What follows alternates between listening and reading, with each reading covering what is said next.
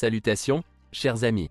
Je présente à votre attention les dysfonctionnements et pannes les plus courants qui surviennent sur le Hyundai Santa Fe. Laissez-moi vous dire que le Hyundai Santa Fe 3 souffrait d'une maladie dont les gens sont généralement gênés de parler. Le Père Noël a une MST. Il semblerait, d'où vient telle ou telle plaie, dans une voiture familiale? Mais ils existent. Les propriétaires déchiffrent cela comme la fameuse prévention de la transmission intégrale.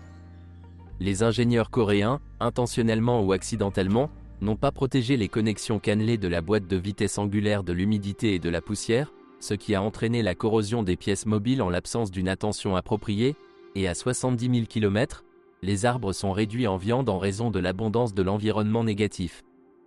Pour éviter que cela ne se produise, vous devez lubrifier vous-même les cannelures tous les 30 à 40 tkm, car les concessionnaires restent le plus souvent silencieux sur les erreurs de calcul du constructeur et préfèrent uniquement régler le problème. Tout propriétaire averti participe à la prévention, et ceux qui ne connaissent pas encore le problème existant ou décident de l'oublier et de le négliger paient pour cette imprudence en remplaçant l'ensemble de la boîte de vitesse ainsi que les entraînements. Cher? Et comment? Mais ce n'est pas tout. La Hyundai Santa Fe 3 Deutsche Mark à transmission intégrale est gravement malade et un autre point faible ici est connu sous le nom d'embrayage électromagnétique pour relier l'essieu arrière fabriqué par Dynamax. Une fois que vous appuyez sans succès sur la pédale d'accélérateur sur une surface instable, lorsque, par exemple, les roues avant sont sur la glace et les roues arrière sur l'asphalte, vous pouvez entendre un coup retentissant à l'arrière. Pourquoi ce boom a-t-il eu un tel impact? Peut-être qu'au début vous ressemblez à Porcinet, qui a gâché par négligence quelque chose qui vous est cher, vous ne croirez pas ce qui s'est passé et penserez que la transmission intégrale automatiquement connectée est en quelque sorte impolie. C'est vraiment impoli. Mais la prochaine fois, les roues arrière ne fonctionneront pas de sitôt. Juste parce que l'embrayage fonctionne trop brusquement, la cloche d'embrayage se détache de l'arbre, c'est pourquoi les propriétaires doivent rechercher un service spécialisé pour réparer ces composants, ou débourser de l'argent pour une nouvelle pièce tout aussi peu fiable.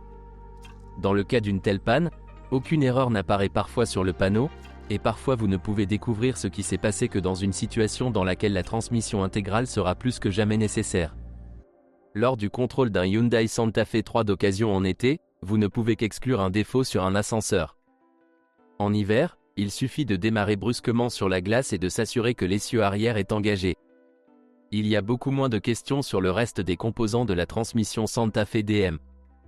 La boîte de vitesse manuelle elle-même est indestructible et le seul moment où il faut s'en soucier est l'embrayage et puis le kilométrage est de 150 tkm. L'assise LF2 tiers automatique sera plus fine.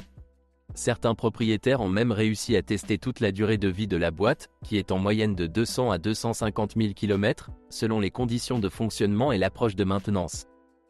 Pour prolonger la durée de vie de la transmission automatique, il est préférable de changer l'huile tous les 40 tkm. Sinon, l'automatique est sans prétention, si l'on ne tient pas compte du fait que les premières versions du Santa Fe 3 étaient équipées d'unités défectueuses avec les boulons de l'engrenage central mal serrés. Non. Il n'y a aucune éraflure dans les cylindres de l'unité de chaîne G4KE de 2,4 litres. Il n'y a pas de problème majeur et fréquent ici, et la ressource vous permet de parcourir au moins 300 000 km sans capital. S'il y a quelque chose à craindre, il s'agit généralement de fuites d'huile inoffensives, par exemple au niveau du carter ou du capot avant du moteur, couvercle de chaîne. La chaîne elle-même remplit sa fonction comme elle le devrait et les problèmes d'allongement prématuré, comme sur Rio, Solaris, ne sont pas rencontrés ici. Le moteur D6DF de 3,3 litres en forme de V existe dans la nature, mais c'est une grande réussite d'en rencontrer un aussi exotique. Pour Hyundai Santa Fe, c'est comme W12 pour Touareg. Il ne vaut pas la peine de rechercher particulièrement ce moteur sous sa forme d'occasion, car en termes de fiabilité, il sera légèrement inférieur à son frère de 2,4 litres. Le brûleur à mazout était responsable de tout. Le problème apparaît généralement et commence à progresser après 100 000 km en raison d'une tendance accrue à la formation de dépôts de carbone sur les pistons et les segments. La décarbonation tous les 50 tkm contribuera à retarder l'apparition de la mort inévitable du CPG et il est possible que le moteur dure plus de 250 tkm. Sinon, c'est peu probable. Le système de distribution sans compensateurs hydrauliques a jeté une autre mine dans le portefeuille du propriétaire de Santa Fe avec 3,3 une fois tous les 100 000 km. Le jeu des soupapes devra être ajusté, et il y en a 12 pour chaque moitié du moteur. Un travail régulier coûtera un joli centime. Prenez du diesel. Si vous changez l'huile à temps et ajoutez du carburant diesel de haute qualité, le diesel 2.2 D4HB est absolument inoffensif à faible kilométrage. Le seul détail mineur est la durée de vie modeste du volant bimasse sur les versions à transmission manuelle. Au 200 millième kilométrage, la pompe d'injection de carburant est déjà assez usée et il ne sert à rien d'attendre les premières cloches à un tel kilométrage, sinon les copeaux sortant de la pompe tueront instantanément les injecteurs coûteux, car bien. Il est préférable de changer la pompe d'injection immédiatement plutôt que de restaurer l'ensemble du système d'alimentation en carburant.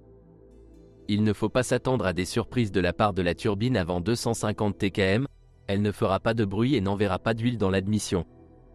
Il est préférable de prêter toute son attention au système de post-combustion des gaz d'échappement EGR, qui encrasse en peu de temps le conduit d'admission avec de la suie.